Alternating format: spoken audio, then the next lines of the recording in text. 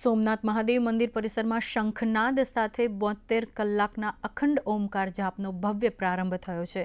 કેન્દ્રીય મંત્રી ગજેન્દ્રસિંહ શેખાવત, પ્રવક્તા મંત્રી જીતુ વાઘાણી, શિક્ષણ મંત્રી ડોક્ટર પ્રદ્યુમનભાઈ વાજાની ઉપસ્થિતિમાં સોમનાથ સ્વાભિમાન પર્વનો પ્રારંભ થયો છે.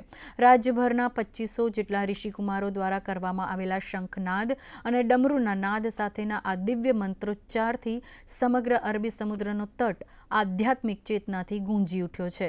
ભક્તિ, સ્વાભિમાન અને શૌર્યના ત્રિવેણી સંગમ સમાન સ્વાભિમાન પર્વ અંતર્ગત ઓમકાર નાદ તેમજ ડ્રોન શોનું પણ આયોજન કરાયું છે. ભારતની આઝાદી બાદ સોમનાથ મંદિરનું નવસર્જન એ રાષ્ટ્રીય આત્મગૌરવનો વિષય બન્યો હતો. લોખંડી પુરુષ સરદાર વલ્લભભાઈ પટેલે 1947માં મંદિરને તેના મૂળ ગૌરવ સાથે પુનઃનિર્મિત કરવાનો સંકલ્પ કર્યો હતો. પ્રધાનમંત્રી નરેન્દ્ર મોદી પણ 10 જાન્યુઆરીના રોજ સોમનાથ મહાદેવ સમક્ષ શીશ ઝુકાવશે. સાથે જ તેઓએ એક જનસભાને પણ સંબોધિત કરશે.